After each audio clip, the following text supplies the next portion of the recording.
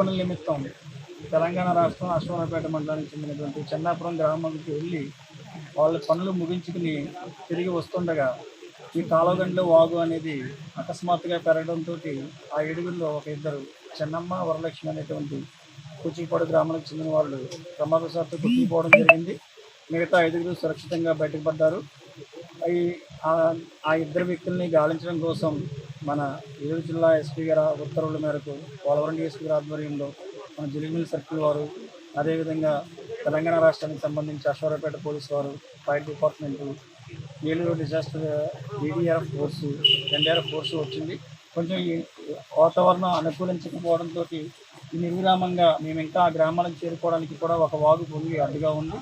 ఈ వాగు తగ్గగానే మేము రక్షిత చర్యలు చేపట్టి ఆ 2 బాడీలని ట్రేస్ చేయడానికి తెలంగాణ పోలీసు వాళ్ళు, ఏలూరు జిల్లా పోలీసు వారు సంయుక్తంగా కృషి చేస్తున్నారు.